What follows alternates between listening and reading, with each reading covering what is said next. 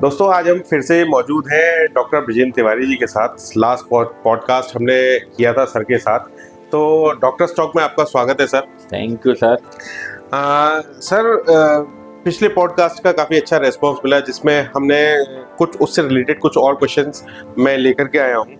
Sir सबसे पहले तो ये जानना चाह रहा हूँ कि लेज़र थेरेपी होती क्या है और ये ट्रेडिशनल सर्जरी से लगभग कितनी अलग होती है? देखिए, लेजर एक बहुत ही प्रिसाइज लाइट बीम है जो पर्टिकुलर पॉइंट पे बिना डिस्पर्स हुए यानी बिना ज्यादा फैले सिर्फ उसी स्पेसिफिक पॉइंट पे एनर्जी डिलीवर करती है। Okay, this is the principal.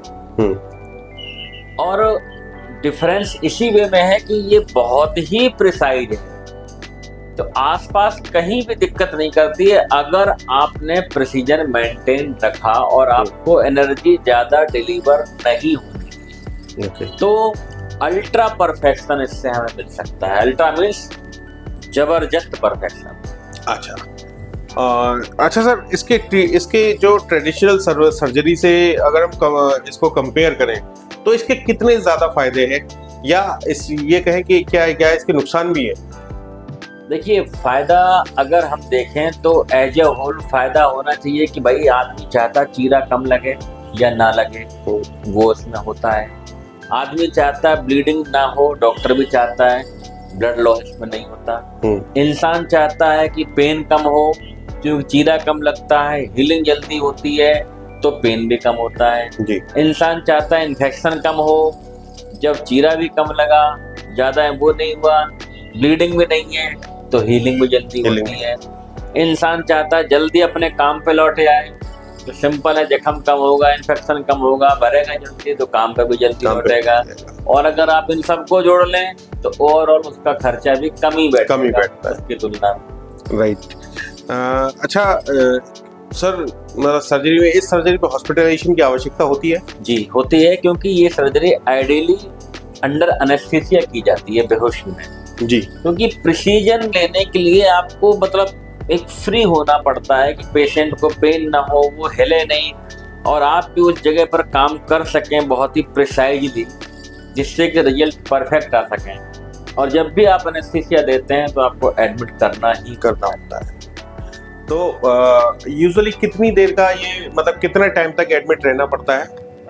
देखिए, यूँ तो ये है कि लोग ओपीडी बेस पे भी भेज देते हैं, लोग डे केयर यानी सेम डे भेज देते हैं, पर उन जगहों पर एक तो लोड बहुत होता है, बड़े कॉर्पोरेट्स में, मेट्रोज में, प्लस वहाँ के पेशेंट समझ लेते हैं चीज़ों को, केयर करना उनके लिए आसान होता है। अपने यहाँ पर सपोज करिए कोई पेरीफेरी से आ रहा है, कोई गांव से आ रहा है, कोई तहसील से आ रहा है, वो उतना समझता नहीं है, वो पहले ही प्रिपेयर होकर नहीं आएगा, खाली पेट नहीं आएगा, 4 बार नहा के नहीं आएगा, या कुछ भी है। तो हम ये चाहते हैं कि वो यहाँ पर रहे, वो खुद से उठे बैठे, वो कुछ खाए पिए, और वो एक बार मोशन हुआ है। जिससे कि उसको ये ना लगे कि मैं मोशन जा पाऊंगा कि नहीं, दर्द तो नहीं होगा, अगर 2 बूंद ब्लड आ जाए तो घबरा ना जाए। वो सब अगर मान ली आएगा तो हम समझा पाते हैं और ये भी कह पाते हैं कि इतना आ सकता है, और ज्यादा आया तो हम उसको मैनेज कर पाते हैं। 1 से 1.5 दिन तो हम रखते हैं। 1 से 1.5 दिन रखते हैं। ओके। अच्छा सर, लेजर थेरेपी के क्या साइड इफेक्ट्स या कॉम्प्लिकेशंस होते हैं? देखिए, साइड इफेक्ट एज सच ये है कि जब हम कुछ भी करने जा रहे हैं, क्योंकि अगर कोई चीज बहुत प्रिसाइज है जी, तो उसमें आप इतना सोचेगा जरा भी हिल गए तो दाएं बाएं को भी लेके जाएगी। ओके।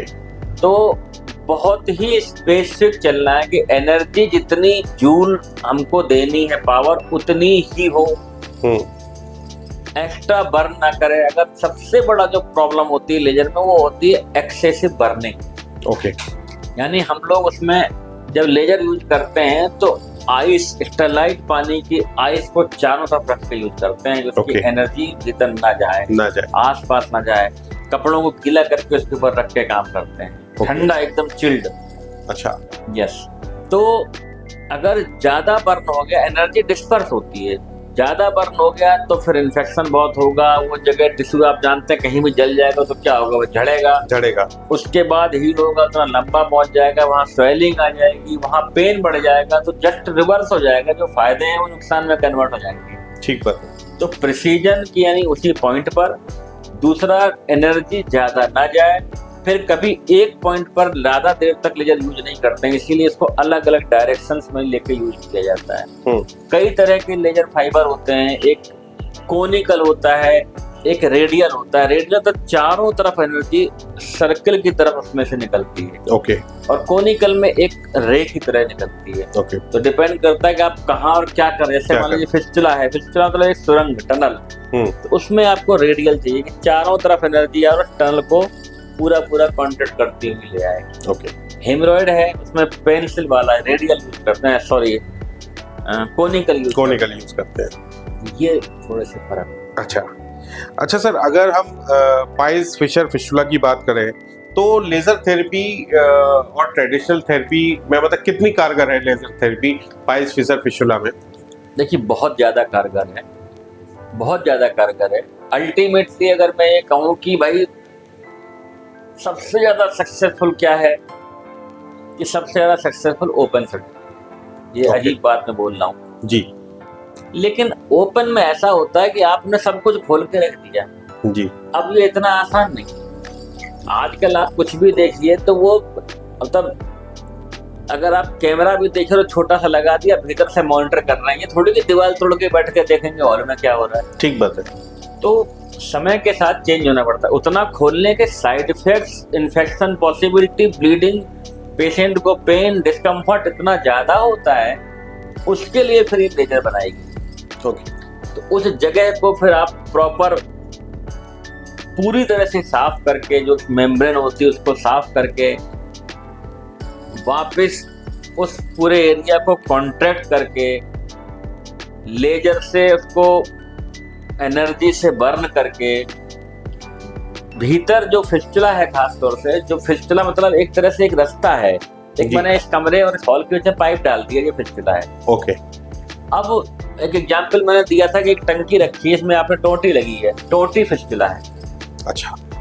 अब आपको टोटी से पानी बंद कर रहा है, टोटी से पानी रिस रहा है, तो आप क्या करेंगे? टोटी के भीतर एमसील लगा देंगे। ठीक बात है। टोटी के बाहर निकाल देंगे, टोटी काट देंगे, ठीक बात है, चिपका देंगे।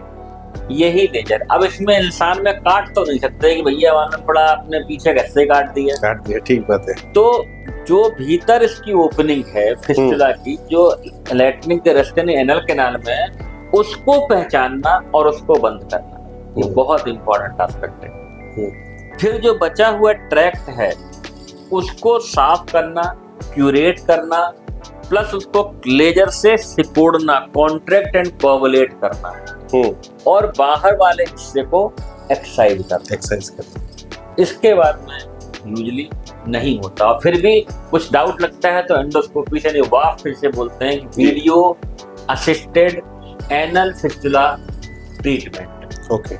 ये plus laser plus open surgery आज की डेट में, इस समय पूरी दुनिया में one of the best and most advance treatment.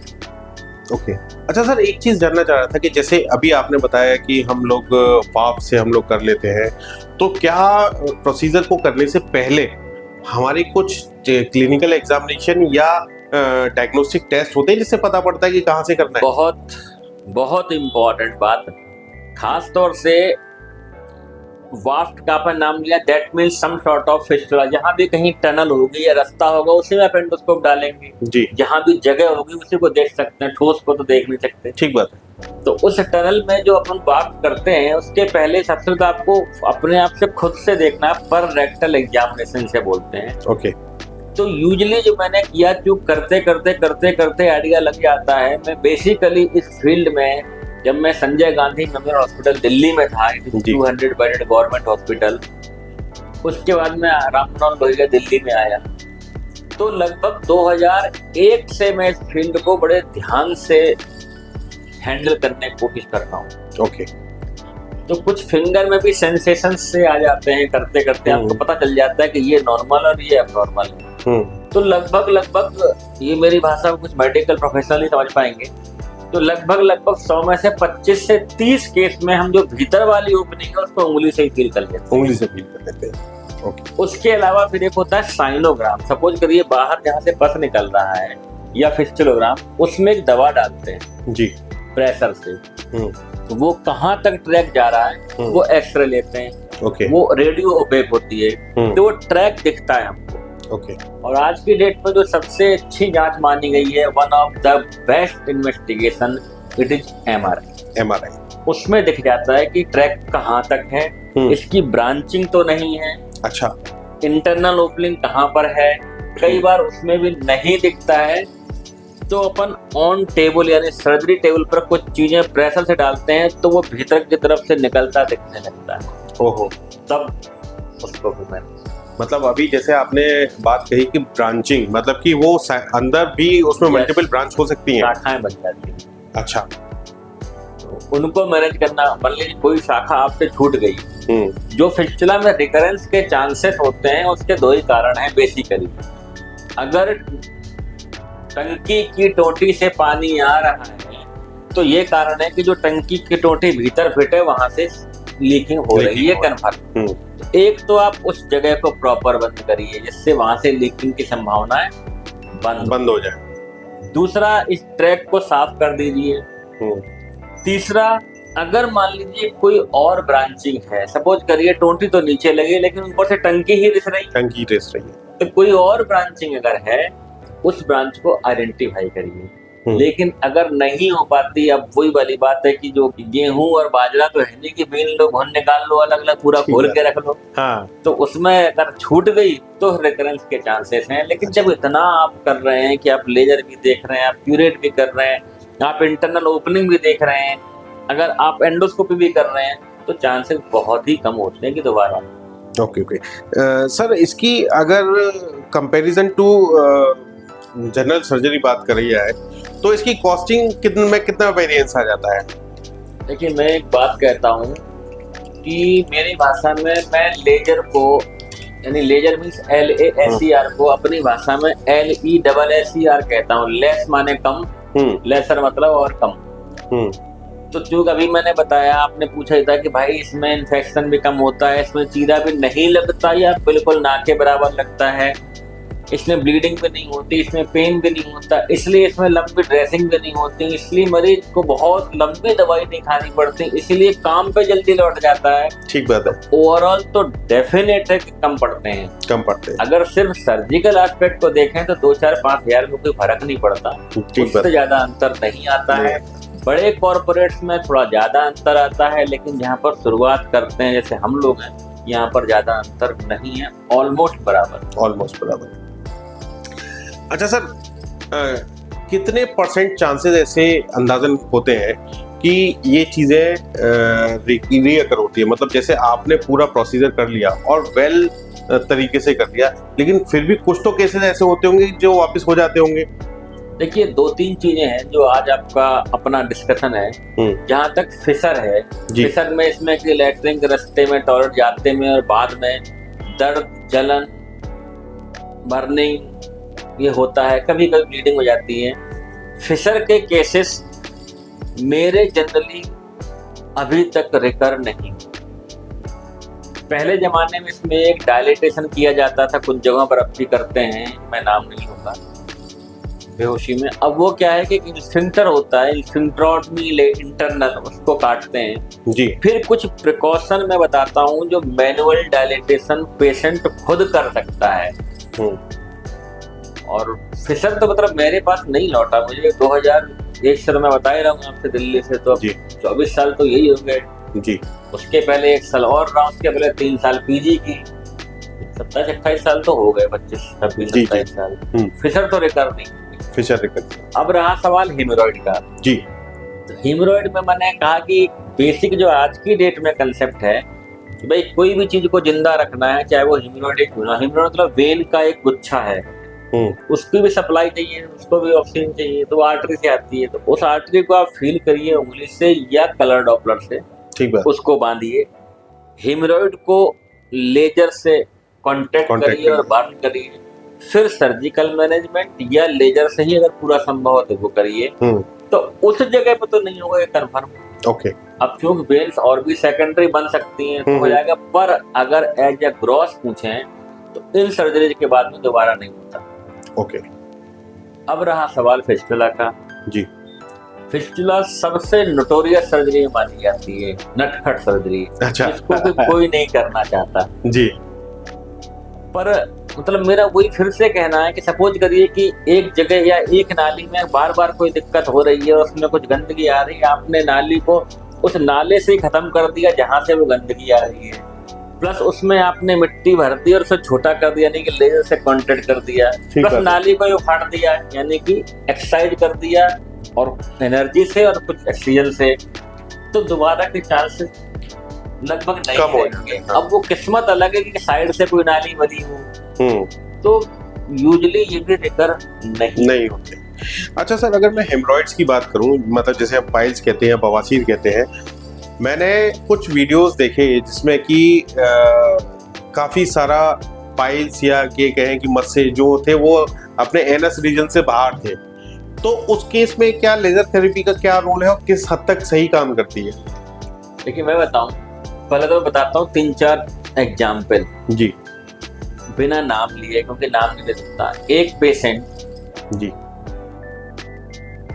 Professor in degree college Gwalior से, बस इससे ज्यादा नहीं जी। एक पेशेंट जो बैंक में यूपी लेवल पे किसी मैनेजर पोस्ट पर है, उनके फादर प्रोफेसर थे, उनको तो बाकी दिक्कत नहीं थी, पर जो मैनेजर साहब के फादर थे जिनको हार्ट की प्रॉब्लम भी थी। ओके। दोनों के इतने बड़े बड़े थे कि मैं देख के पहली बार खुद शॉक्ड रह गया। मैंने उनके वीडियो बना रखे हैं कि साहब आप टॉयलेट कैसे जाते ये तो बता दो। ओहो। मतलब निकल नहीं सकता, मैं फिंगर से नहीं एग्जामिन कर पा रहा हूँ, फिंगर नहीं डाल पा रहा हूँ, तो कैसे मोशन पास होगा? ओहो। और होगा तो ब्लीड कितना करेगा? मतलब उन दोनों के ये वर्ड्स थे, और खास तौर से प्रोफेसर साहब, वो तो थोड़ा सा यंग थे, यंग मीन्स अराउंड 55 ईयर, तो बोले ये जिंदगी मैंने कैसे देखी मैं जानता हूँ। उनके दोनों बेटे अमेरिका में हैं, उनकी वाइफ भी अमेरिका में है जी। मतलब ओटी टेबल पर वो आंसू से और मेरे को धन्यवाद दे रहे थे। ऐसे केसेस कम होते हैं जी।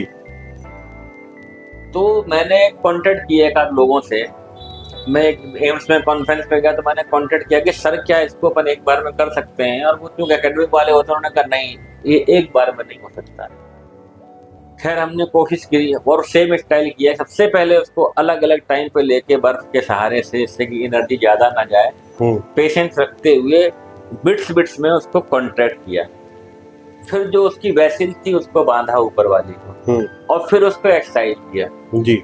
और हमने उनसे कहा कि साहब इससे ज्यादा हम नहीं कर सकते, और ये जो कर दिया है ये इससे ज्यादा हो नहीं सकता। तब उन्होंने बताया कि मैं कई जगह दिखा चुका हूँ, सबने कहा ये एक बार में नहीं। कुछ किस्मत, कुछ बाकी जी, बिल्कुल ठीक है। अच्छा।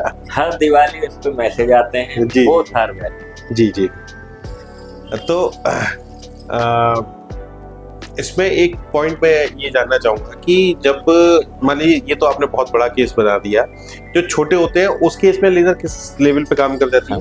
देखिए ऐसा है कि 2-3 स्टेज होती है। ग्रेड 1 में अपन को क्या होता है कि ब्लीडिंग होती है। पहले तो बता दूं कि जो पाइल्स है ना, इसमें बिना दर्द के ब्लीडिंग होती है, दर्द नहीं होता। तो मरीज अगर मान लो कमोड में बैठा है या कोई ऐसी जगह बैठा है, उसको लगेगा कि ब्लड के तालाब में बैठा है, क्योंकि पानी ब्लड में इतना मिल जाता है, या धार से निकलती है, या बूंद बूंद करके टपकता रहता है। तो ग्रेड 1 में मतलब मेरा ये मानना है कि अननेसेसरी हर चीज में बेहोशी लगाएं, सर्जरी करें, क्यों करें? ठीक बात है। तो ग्रेड 1 में इंजेक्शन या बेंडिंग होती है, छल्ले लगते हैं। ग्रेड अर्ली 2 में भी इंजेक्शन और छल्ले काम आ जाते हैं। ग्रेड 3 में फिर लेजर, क्योंकि जो मैंने बताया कि उसको सिकोड़ना जी, फिर ऊपर की बांधना और उसको निकाल। जब आप कंप्लीट काम करते हो तो आपको भी लगता है कि आपने पूरा तो कर दिया है, अब ईश्वर की मर्जी और किस्मत है। अच्छा सर, जैसे अभी आपने वर्ड बोला है इंजेक्शन लगाना, तो क्या इंजेक्शन से अगर मतलब पहला तो क्वेश्चन ये है कि किस कैटेगरी के हेमरॉइड्स को हम इंजेक्शन से टेक केयर कर सकते हैं? दूसरा, अगर हमने इंजेक्शन लगा दिया तो क्या वो परमानेंटली क्योर हो जाता है? देखिए पहली बात तो ये है कि जनरली ग्रेड 1 के लिए आइडली या अर्ली ग्रेड 2 के लिए इंजेक्शन होता है। मतलब एक खून की नस है जो फूल गई, जो घिसने से ब्लीड कर रही है, ये हेमरॉइड है जी, यानी पाइल्स है। अब इसके दो ही तरीके हैं कि या तो इसको आप मसल के बैठ जाइए या उसको बांध दीजिए, या कुछ ऐसा डाल दीजिए कि उसमें वेन में ब्लड रहने पूरा सॉलिड बन जाए। इसको ऐसी चीज को डालने के कि वेन ही खत्म हो जाए, सॉलिड बन जाए, इसे बोलते हैं स्क्लेरोथेरेपी। इसी का नाम है इंजेक्शन पाइल्स। ओके। तो ऐसी चीज डालते हैं कि वो वहीं पर स्क्लेरोज हो जाती है। ओके। अब यूजुअली क्या होता है कि जो हमने देखा है कि कई बार मैं 2 बार कई बार बुला लेता हूँ, 1 हफ्ते बाद आ जाओ, थोड़ा बहुत अगर ब्लीडिंग हो रही है तो मतलब जस्ट क्योंकि एक ना एक सेकेंडरी हिमोरेड होता है जो उस समय नहीं दिख पाता है, नहीं दूसरा हिमोरेड। बहुत से मरीज ऐसे हैं कि मतलब अगर मान लो 100 को लगाएं तो 20 तो आए ही नहीं लौट के, हो सकता है कहीं और भी चले गए हो या कुछ भी हो या सब बीमारी नहीं हो। 30-40 ऐसे थे कि जो 4-5 साल बाद आए, 2-1 ऐसे थे जो 1-2 साल बाद आए जी। तो मैं ये कहता हूँ अगर मान लो इंजेक्शन लगवाना, सपोज करो आप टिटनेस का इंजेक्शन लगवा रहे हो जी, अब इससे के अलावा कि आप टिटनेस को ढूंढ रहे हो या कुछ और कर रहे हो या मतलब, तो कौन सा बड़ा काम है इंजेक्शन लगवा, साल में अगर 1 बार भी लगवाना पड़े तो। फिर कुछ ऐसे पेशेंट जो बड़े बूढ़े ज्यादा 80 साल के, कुछ ऐसे भी आए जिनको हीमोग्लोबिन 3-4 है जी, जिसमें वो चल नहीं पा रहे, सांस ढंग से नहीं ले पा रहे, चक्कर आ रहे हैं, बेहोशी नहीं दे सकते, उनको डर लगता है, उनमें बड़ा कारगर सिद्ध होता है। लगा दीजिए, ब्लीडिंग बंद, फिर वो नॉर्मल हो जाते हैं और फिर ठीक है। अच्छा सर, ये चाहे हम इंजेक्शन की बात कर लें या लेजर सर्जरी की बात कर लें, लेजर थेरेपी की बात कर लें, ये सब ने क्योर तो किया हमारे डिजीज को, उसके बाद हमें खाने पीने में किस चीज का मेजरली ध्यान रखना चाहिए? ये बहुत इंपॉर्टेंट एस्पेक्ट है कि देखिए जो फिशर और हीमोरॉइड जी, ये कहीं ना कहीं कब्जियत और बहुत लंबे खड़े होने से या प्रेशर के काम करने से संबंधित होती हैं। ओके। तो ऐसी चीजें ना खाएं। आजकल लोग जो खाते हैं फास्ट फूड ही खाते रहते हैं। आप देखना कि आजकल अक्सर करके लोग यंग एज में नौकरी लगते ही वो पेट से परेशान, मतलब आप अगर ध्यान से उनकी बातें सुनेंगे तो आपसे ज्यादा वो परेशान है।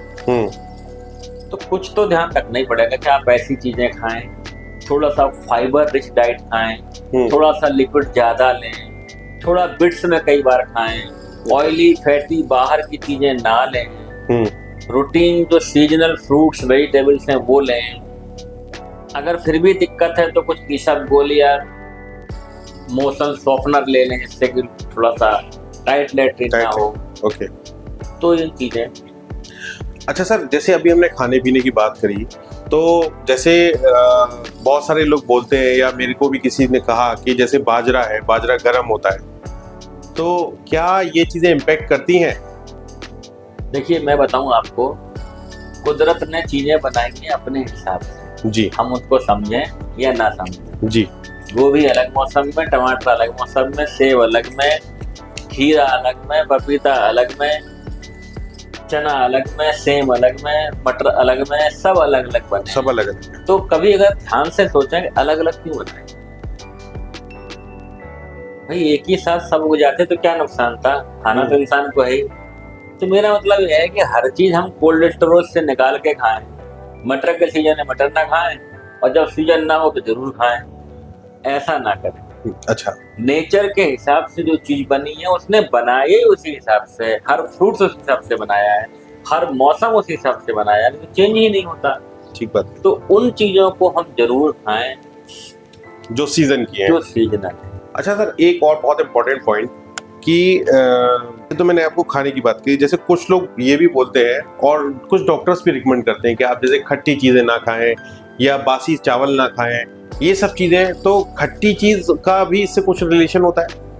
देखिए हमें जहाँ तक बताया जाता है कि खट्टी चीज मीन्स विटामिन सी जी, और विटामिन सी हर जख्म को भरने में और हर इन्फेक्शन को कंट्रोल करने में हेल्पफुल होता है जी। कुछ लोगों को ऐसा होता है कि खट्टा खाने से, खासतौर से खट्टा लिक्विड डायरेक्ट खाने से गले में दिक्कतें हो जाती हैं, तो वो ना खाएं। विटामिन सी की गोली या सक्सी नाम से गोली बीच में जब भी कोई इन्फ्लेमेशन या वायरल फीवर आता है वो दी ही जाती है। तो vitamin C healing, inflammation, infection, wound यानी जख्म को भरने में हेल्पफुल होता है। पर अगर ऐसा लगता है कि ये दिक्कत इससे आ रही है या हमें फील हो रहा है कि हमारा पेट खराब है, सपोज करिए आप सोचो कि इस पेड़ में भूत है जी, तो आपको वहाँ डर लगेगा। अगर आपको लग रहा है कि ये खाने से मेरा पेट खराब होगा और आपने खिला दिया तो कुछ ना कुछ होगा, तो मत दीजिए। राइट। अच्छा सर, खाने की बात चली तो मैं एक क्वेश्चन पूछूंगा कि इंडियन खाना, बिकॉज इंडियन खाना means spicy and some tasty foods, जी, तो इंडियन खाने का इन 3 बीमारियों में क्या रोल है? देखिए इंडियन खाना, अगर आप फिर से मैं वही चलता हूँ कि चाहे वो साधु संतों से ले लें, चाहे जो पुराने जमाने के स्कूल हैं उनको ले लें, चाहे अगर आप बड़े भंडारों को ले लें, तो आप अगर नोट करेंगे तो कभी भी कहीं भी बहुत ज्यादा स्पाइसी नहीं होता। अब ये क्या है कि जब से कुछ मैनिपुलेशन होने लग गए हैं कि शादियों में कुछ उनमें कुछ अलग से दिखाना रेस्टोरेंट में, तो वो एक्स्ट्रा स्पाइसी डालते हैं। ये स्पाइसेस अगर हम प्रॉपरली यूज करें तो बाहर के लोग फॉरेनर्स आके इनको ले जाते हैं, यूज करते हैं। हींग का अपना इम्पोर्टेंस है, हल्दी का वर्ल्ड वाइड इम्पोर्टेंस है, इम्यूनिटी बढ़ाती है, इन्फेक्शन कंट्रोल करती है। मेथी का अपना है, शुगर कंट्रोल करती है, फाइबर्स होते हैं, पर उनको हिसाब से तो लिया जाए। अब ये नहीं कि जबरदस्ती के मसाले भर दिए, उसमें मिर्च भी ज्यादा भर दी, तो वो प्रॉब्लमेटिक है। अब वो इसलिए में एक तो पेट खराब करती है, दूसरा आप ज्यादा खाएंगे तो आपको गैस्ट्राइटिस होगी, तीसरा अगर कॉन्स्टिपेशन हुआ तो सिंपल है कि वहाँ प्रॉब्लम होगी।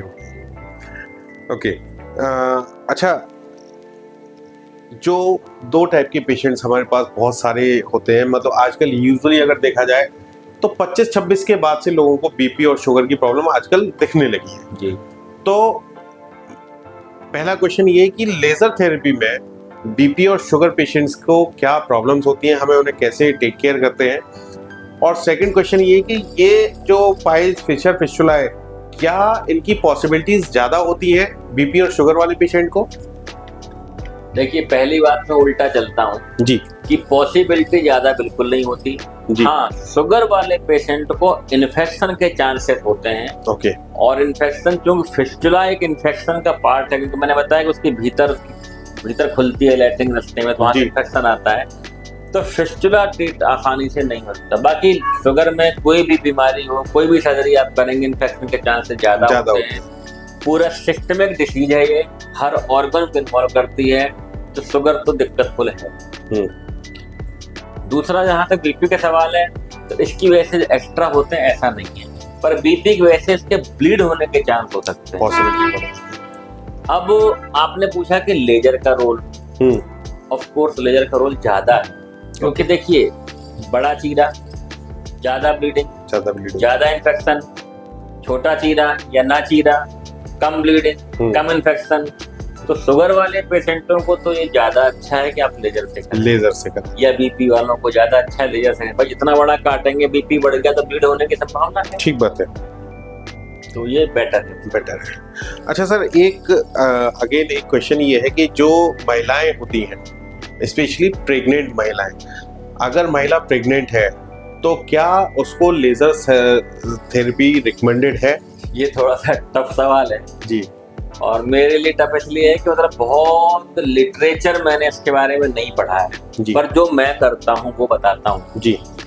कि जहाँ तक सवाल है पाइल्स का, अगर ब्लीडिंग हो रही है तो आपको कुछ ना कुछ तो करना है जी। तो मैं प्रेफर करता हूँ ऐसे में इंजेक्शन या छल्ला से बैंडिंग कहते हैं जी।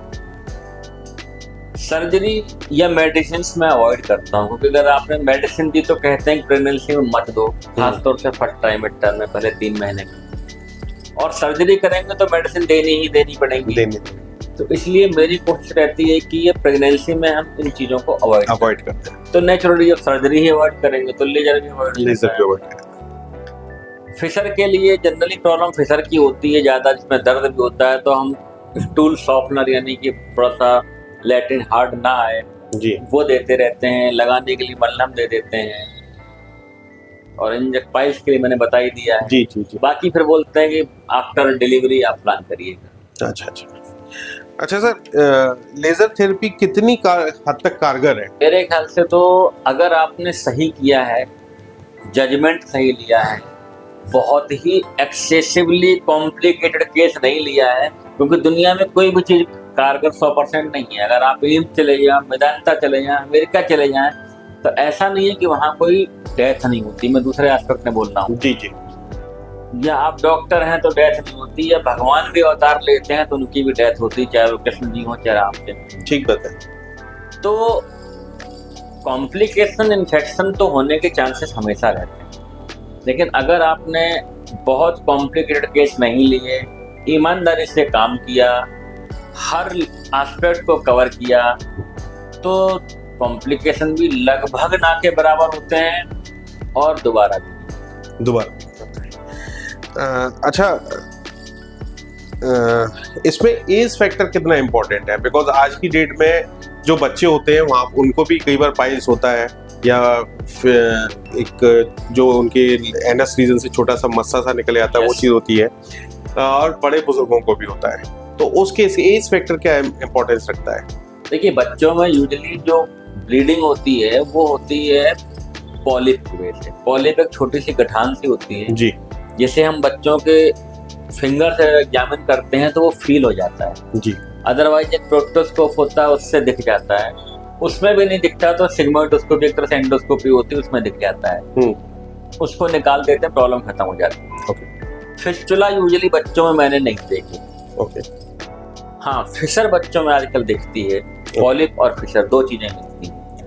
तो बच्चों में यूजुअली हम सर्जरी कभी एडवाइस नहीं करते, लग्जेटिव देते हैं पेट साफ करने की सिरप में, और वो यूजुअली 1-2 महीने में ठीक हो जाता है। ओके। और सर बुजुर्गों का केस? हाँ, बुजुर्गों में एक्चुअली कई और भी कारण हो सकते हैं ब्लीडिंग के या गठान के। उनमें कॉमन कॉज होता है कि कैंसर हो सकता है। तो पहला तो मोटी भाषा में ये है कि जब भी कोई बुजुर्ग 70 साल से ऊपर है तो आपको एक मन में लेके चलना है कि ये भी हो सकता है। दूसरा, जब आप एग्जामिन करते हैं, हम पर रेक्टल एग्जामिनेशन बोलते हैं उंगली से, अगर नीचे कोई गठान है तो वो आपको फील हो जाती है, खुरदरी सी गठान फील होगी जो स्मूथ नहीं होगी, पेन लेस होगी, जनरली पेन नहीं होगा। और अगर ऊपर है तो फिर वो दूसरी जांचें एंडोस्कोपी वगैरह है। पाइल्स का या फिशर में कभी ब्लड आता है ना, वो चटक लाल आता है। जैसे सपोज करो आपकी उंगली कट गई तो जो ब्लड का रंग होगा वो रंग होगा फ्रेश ब्लड जैसा। Fresh blood, yes. और अगर जब ऊपर से ब्लड आता है तो वो ब्राउन कलर का या डार्क कलर का होता है। तो अगर डार्क या ब्राउन ब्लड आ रहा है तो आप ये सोच के चलिएगा कि ब्लड ऊपर से आ रहा है। ऊपर से मींस इंटेस्टाइन में, इंटेस्टाइन से। अब अगर अर्ली एज है तो अल्सर के चांस ज्यादा है, और थोड़ा बड़ी एज है तो मैलिग्नेंसी यानी कैंसर के चांस ज्यादा है। क्या कई और भी ऐसी जगह लोकेशन होती है जहाँ से ब्लीडिंग हो सकती है? आंत में अमाशय यानी स्टमक के नीचे से जी, नीचे पूरा एनल कैनाल तक जी, किसी भी जगह से ब्लीडिंग। ओके। और वो अच्छा, समटाइम जैसे जिन लोगों को ईसोफेगस का कैंसर होता है या ईसोफेगस में कोई गांठ होती है तो वो जो ब्लीडिंग होती है वो भी फिर नीचे से निकलती है? वो नीचे से भी ज्यादातर कभी कभी ऊपर से स्टमक के ऊपर। स्टमक में बॉल होता है और स्टमक में जब भी कोई ब्लड वगैरह आता है तो रिफ्लेक्सली वो उसको निकालता है। ओके। और रिफ्लेक्सली यूजुअली वोमिटिंग रूप में निकलता है। वोमिट के रूप में निकलता है। तो उसमें ज्यादातर वोमिटिंग में ब्लड आने के चांस रहते हैं। स्टमक से नीचे में यूजुअली या स्टमक में तो वो नीचे से। अच्छा सर, आजकल एक बहुत कॉमन प्रॉब्लम देखी गई है जो ऑब्वियसली इस पॉडकास्ट का पार्ट नहीं थी मेरी, बट मैं फिर भी पूछ रहा हूँ। आजकल लोगों को एसिडिटी, गैस या एसिड रिफ्लक्स, ये कॉमन वर्ड है बहुत सारे, और बहुत होता है लोग।